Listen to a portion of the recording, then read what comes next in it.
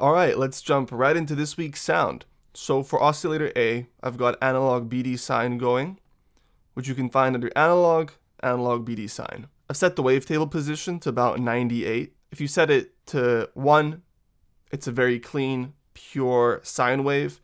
And if you set it to 98, it just turns it into a little bit of a dirtier sine wave. Got the level at 58%, and that's because the second part of the sound revolves around oscillator B, which is set to MSAW wave shape, which you can find under analog MSAW. And I've set the wavetable position to 22.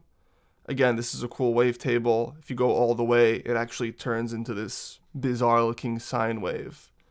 But I think for this sound, I had it at 22. I've turned on the unison set to 8 voices, and then I've detuned it 0.14. Right now, the level is set to 0, or turned off if you prefer, because as you'll see in a moment, one half of this sound is just a pure sine wave, and then you can add the higher harmonics if you choose to turn oscillator B up. So you'll see here, the level of oscillator B is mapped to macro number 1, this high frequency macro that I've made. So with the high frequency macro set to 0, it sounds like this. And then if I turn the high frequency all the way up, you'll now hear oscillator A and oscillator B together. So I wanted to have the option for both. You can have a more muted sound with just oscillator A, and then a thicker sound with oscillator B included. Let's have a look at the envelope. My attack is set to 6.2 milliseconds, and then the decay is set to 2.67 seconds. So I wanted this sound to have quite a long decay, because in a lot of the patterns that I found myself playing, I was holding onto chords for a long time, and so I wanted the chord to fade slowly over time. And then, as you can hear, I've got a relatively short-ish release time of 122 milliseconds, and that just about does it for the envelope. As you can probably hear, we've got a little bit of noise included. I chose to use the J8 noise, because I just thought it fit the preset, to be honest. No rhyme or reason to it. I've got it on one shot, and I've got the level set to 19%. So quite low, but you're obviously welcome to turn it up if you like. So this is the sound with the noise, and then if I turn the noise off, it kind of loses that analog character that I wanted to have. You'll see that the noise is routed to filter number 2 over here. So if we go to filter number 2, you'll see I have the cutoff set to 2210 Hertz. If you turn filter 2 off, it's just too bright. So that's why I have the cutoff set to there, because I still wanted to have the noise, but I didn't want all that high end, right? It's a little too harsh, a little too bright, but that's just perfect. While we're in the filter section, let's talk about filter 1. It's set to both oscillator A and oscillator B right here. The cutoffs is set to 1620 Hertz. I've got key tracking turned off because I wanted the entire sound, no matter where it's played, if you're playing up here or down here somewhere, to be focused in the same way. I didn't want the filter to open up as I played higher or lower. But you're welcome to experiment with it. I would encourage you to experiment it, to be honest. See what it sounds like with key tracking on. I just preferred it without the key tracking. Next, we've got 2 LFOs in use. LFO 1 is set to the level of oscillator A. It's set to this triangle shape, and I'm using it for vibrato. So if you listen carefully, you'll hear the level of oscillator A going lower and higher, creating that vibrato sound. So I'll just play one note and you'll be able to hear it. I've also got it mapped to macro number 5, So right now it's set to 20, so it's a very, very slight vibrato, but if I turn this all the way up, you'll hear it clearly. So if you want a huge vibrato for some reason, you're welcome to do that. I assigned it to macro, but I like it when it's subtle. LFO2 is set to retrig mode, and it's assigned to the fine tuning of both oscillator A and oscillator B. As you can see here, they're set to different amounts. It's actually easier to see in the matrix. It's right here. LFO2 is set to B fine and A fine tuning. On A, it's set to 20%, and on B, it's set to 5%. And that's because the more higher frequencies that you play, the more you'll be able to hear that tuning go in and out. And I didn't want, when you open up the high frequencies, for it to be super out of tune. As far as the different amounts, I like setting different amounts of tuning for each of my oscillators because it creates that analog feel where on like a real analog synthesizer, your oscillator A and B are naturally out of tune. Right, you can't make two oscillators be perfectly in tune unless they're digital, of course. So I'm kind of replicating that here by using the fine tuning at different amounts. And they're being modulated by different amounts by LFO2 as well. You can hear that when I play a higher note more clearly.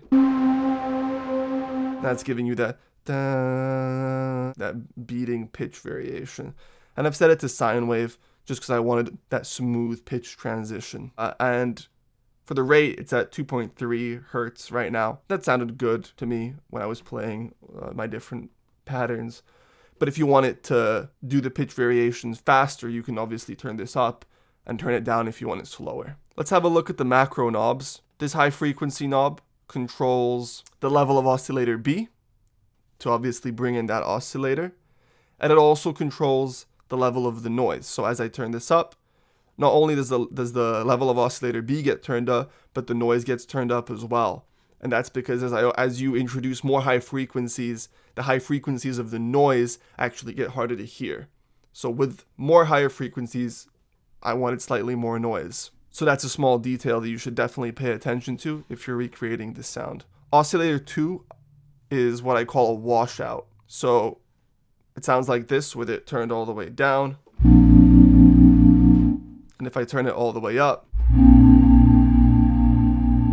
So oscillator 2 is mapped to this reverb. It's on plate setting. I've cut the highs a little bit. I've got the size and pre-delay turned all the way down. I've got the damp all the way up and the width all the way down. So I really, really like the sound of having a tiny, tiny plate, as tiny of a plate reverb as possible, just to put this sound in an extreme space. But I didn't want it to have that classic whole long delay. I wanted it to sound strange. This isn't a typical way that you would dial in a reverb, I would say, for any sound. We're used to hearing a longer decay, but for these kinds of liminal sounds, I wanted to be able to put this sound, this quite traditional key sound, in a really weird space. So this was my attempt to do that. Macro number 2 is also assigned to the gain knob on this compressor. And that's the only function that this compressor serves. I'm not using it for any compression. I'm just purely using the gain knob to give me more gain as you turn this up. Because as you inject the sound into the reverb, you lose a lot of gain. So that's why I'm using this gain boost. So as it goes into the reverb, it washes out, and then you also get a nice gain boost so that you don't lose level. Cool. Next up, we've got macro number 3, which is assigned to the chorus right here. I've got it set to 50%. It sounds quite nice versus you gotta have a bit of chorus. Who doesn't love a bit of chorus? Especially on keys. Never gets old. Then we've got macro number 4 assigned to a delay, which is going after our reverb. It's after our reverb and basically last in the chain because I wanted it to be very, very subtle. I've got the feedback set to 19-20%. No real EQ cut here, and the actual macro is set to the mix of the delay, and it's set to very, very low because I just wanted you to hear that delay slightly. It's basically adding just a touch of stereo width. So yeah, if you listen carefully, you'll hear it. If I turn it up, actually, let's see. Yeah, I mean, obviously now you really hear it, right? But this could be cool maybe if you combined it with the washed out sound, something like this. Again, I love to automate all these macro knobs so that I get this complex sound over time. so that the listener isn't bored, right? Very, very important. I'm kidding. Next, macro number 5 is assigned to the vibrato. I did this in the matrix, actually. You can see macro 5 is set to an aux source to the A level controlled by LFO1. So all that means is that the more you raise macro number 5, the more vibrato you're going to have. Pretty self-explanatory.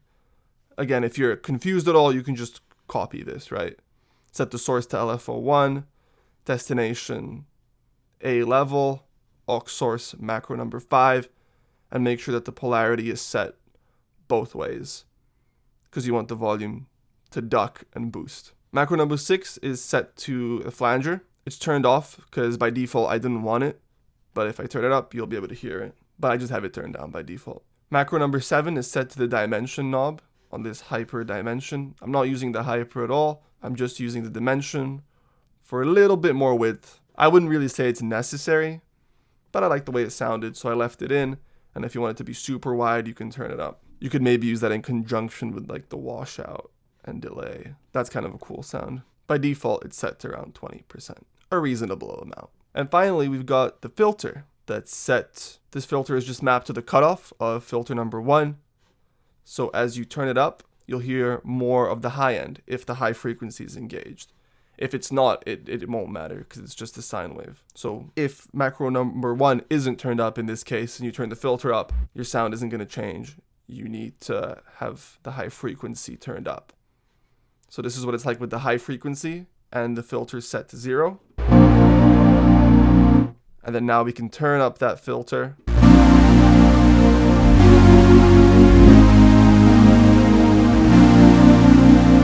So that could be cool if you want to have way more highs in the sound. But I like it like this by default. I think it fits the liminal vibe better. But you never know. I think it's always good to include the option to have more high end. Why not? I wouldn't want to restrain anyone. I'm such an idiot. Yeah, so that just about does it for this sound. Who knows? Maybe by the time this video comes out, or by the time this pack comes out, which I'm working on. I should mention I'm working on a pack full of these liminal kinds of sounds. I was hoping to honestly get it out by the end of March, but it's taking a little bit longer because I want the quality to be there and I want to have a decent number of sounds so that it's worth a download from you guys. I don't want to half do anything, leave anything half baked. I want to have a nice presentable pack for you guys. There's going to be way more information, I'd say in the next week or two about that. So I'll let you know when that's done, closer to, when I know it's going to get done. Yeah, another thing that I wanted to say is that I'm a really big fan of CPU saving sounds. There's a lot of great sounds from a lot of great people and sound designers and people who are fantastic at making sounds, but I find that a lot of their presets, let's just say for Serum 2, are super CPU heavy. So if I want to load their sound, 2 or 3 times in my project, I often find that even with my M1 Mac, it starts to struggle. My CPU starts to struggle if I have 2 or 3 instances of the sound open. And then I have to balance it, which is fine, but it's just a pain. So a really big goal of mine, honestly, has been to make these Serum 2 presets as CPU saving as possible. I still wanted them to have a lot of detail, a lot of clarity, a lot of thought and intention going into them. But I also wanted them to be super CPU friendly, and I think this sound is a great example of that, right? I think it sounds great. It's complex in its own way. It has its own details, but it won't kill your computer. Yeah, obviously you're welcome to copy this sound in its entirety. It's royalty free. You don't have to stress about that. So yeah, take a screenshot of it. Here's the mixer. Here's the effects section. Feel free to pause the video and copy any setting that you want. Here's the matrix. Here's the global tab. I didn't change anything here. So feel free to copy absolutely anything you want from here. It's my gift to you. I really hope you enjoyed this week's sound. I hope you found some value in it. I'm really excited to make a bunch of these YouTube videos for you guys as I make these sounds for the pack. Let me know if I explained everything well. Let me know if you didn't understand something. If you want me to go over something in a future video, I'm more than happy to. And yeah, thanks for sticking along for the ride and staying to the end if you did. I really appreciate it. And I'll see you guys next week.